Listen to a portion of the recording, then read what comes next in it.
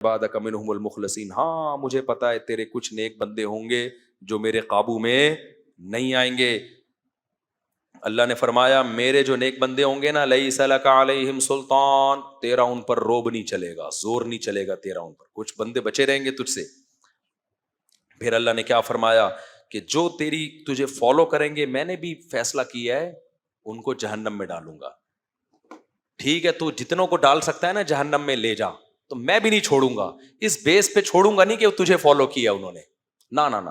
پھر آگے اللہ نے فرمایا ان المتقین، لیکن جو تیری دعوت پر لبیک نہیں کہیں گے اور بچ جائیں گے، ان کے ساتھ کیا ہوگا؟ فی جنات، ان کا درجہ اور بلند ہو جائے گا، کیونکہ شیطان ان کو کھینچ رہا تھا اور وہ دنیا کی طرف مائل نہیں ہوئے۔ ان کے لیے باغات ہیں، وعیون، اور چشمے ہیں، ادخلوها بسلام آمنین، ان سے کہا جائے گا سلامتی کے ساتھ اس جنت میں داخل ہو جاؤ۔ اور بہت اہم آیت، وَنَزَعْنَا مَا فِي صُدُورِهِم مِّن غِلٍّ، ان کے دلوں میں اگر کوئی نفرت، لڑائی، بغض ہوگا، ہم وہ جنت میں نکال لیں گے۔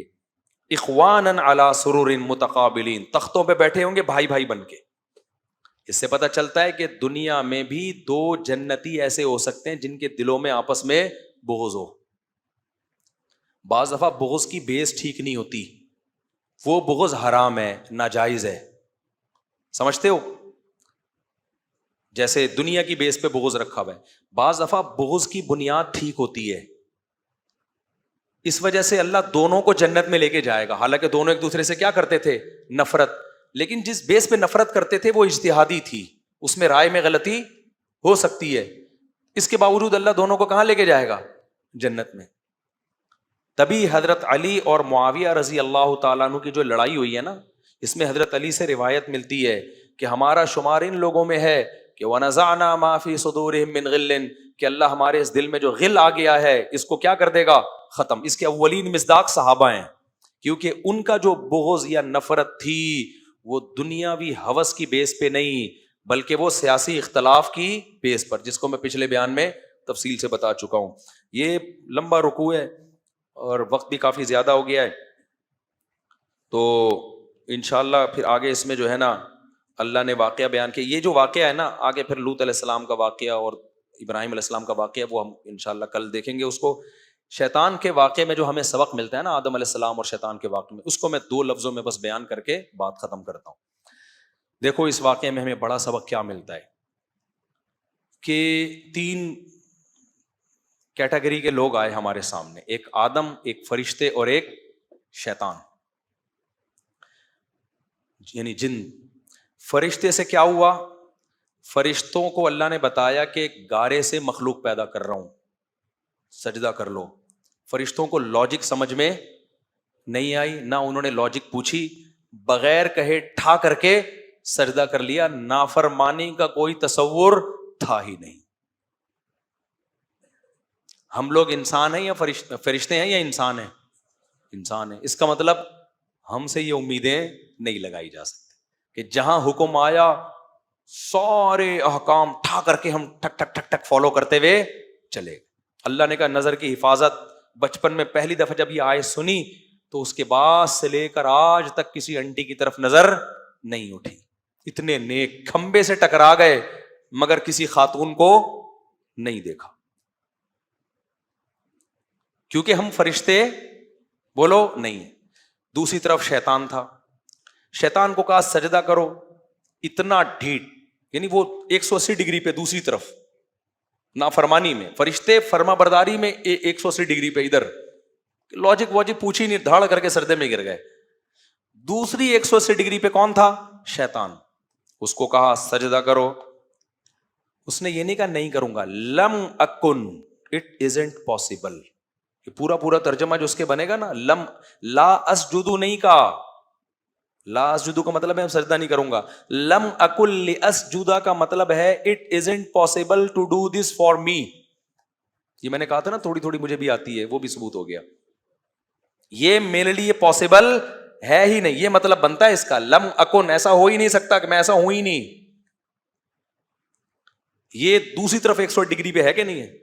پھر اللہ نے جب ڈانٹ کے نکالا دفع ہو جائے یہاں سے، تو بھی کھوپڑی میں بات نہیں ہے، اور اڑ گیا اور زیادہ کیا ہو گیا؟ اڑ گیا. بھائی اب تو میں ان کو بھی گمراہ کروں گا, میں تو جاؤں گا ان کو بھی جہنم میں لے کے جاؤں گا. یہ دوسری 180 ڈگری ہے.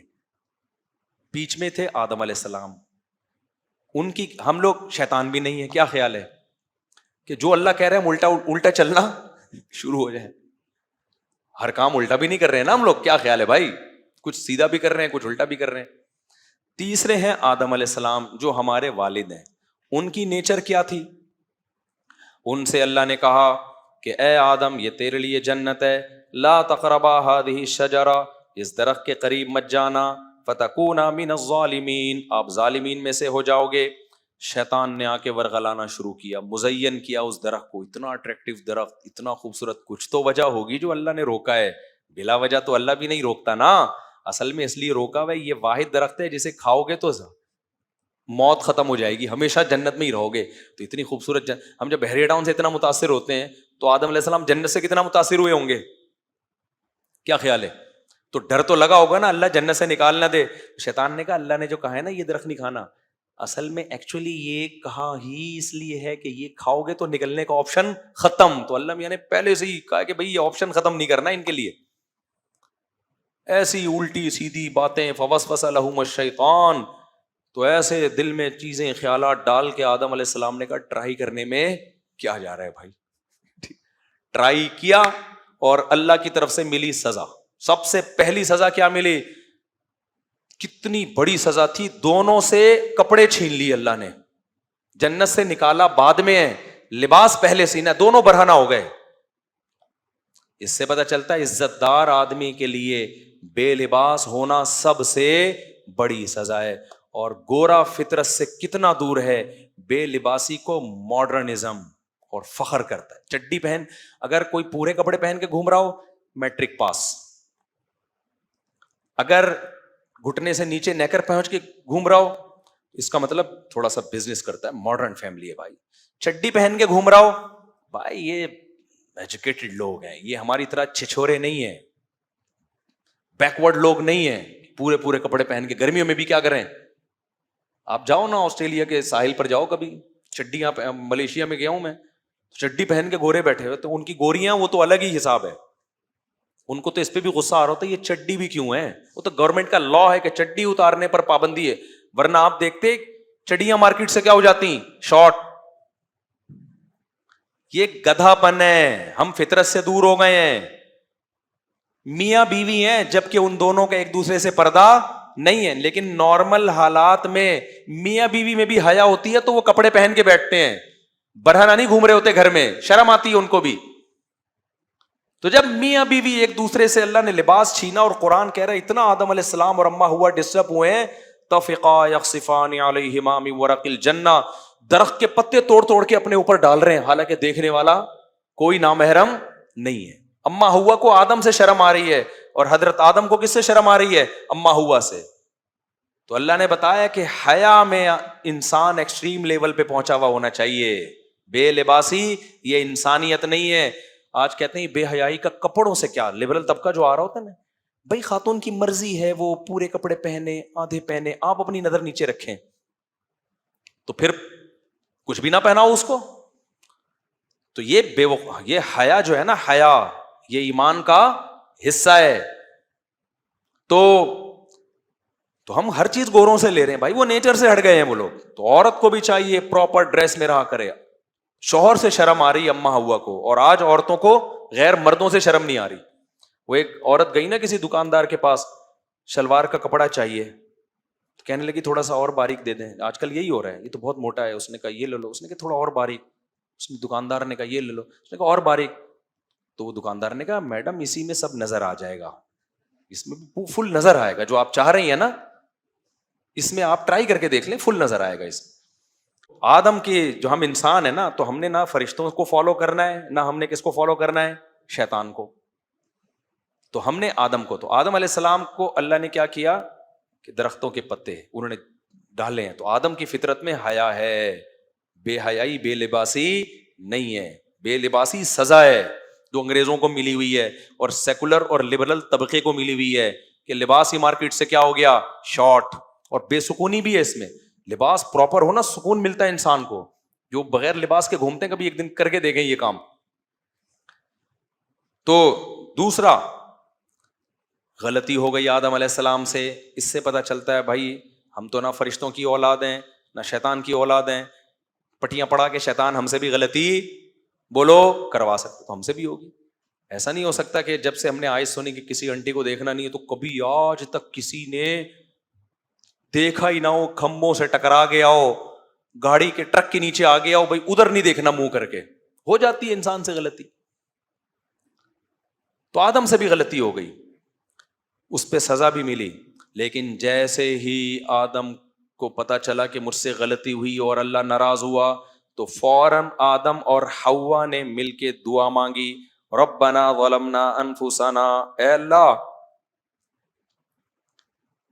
ہم نے اپنی جانوں پہ ظلم کیا, وَإِن لَّمْ تَغْفِرْ لَنَا وَتَرْحَمْنَا, اکڑتے نہیں ہیں ہم اس ظلم پہ, تو نے معاف نہ کیا رحم نہ کیا ہم برباد ہو جائیں گے, لَنَكُونَنَّ مِنَ الْخَاسِرِينَ.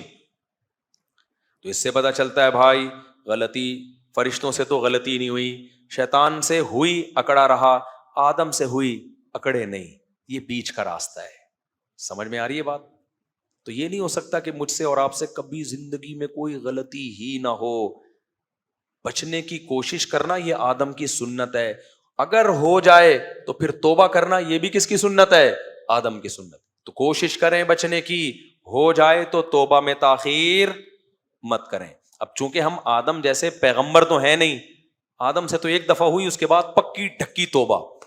ہم سے ہو سکتا ہے 2 دفعہ ہو, اور کھمبا ٹکرا کے ہمیں پتہ چل جائے کہ ہم سے کیا ہوئی ہے. وہ کھمبا ہی سزا کے طور پر, کھمبا ٹکرانا سمجھتے دیکھتے ہوئے, وہ ایک صحابی کے ساتھ ہوا نا کہ وہ کسی کو دیکھ نظر پڑی کوئی تو وہ ٹکرا گئے کسی چیز سے, تو آپ نے فرمایا یہ سزا ہے, بس اللہ نے دنیا میں کیا دے دیا, حساب و کتاب پورا کر دیا.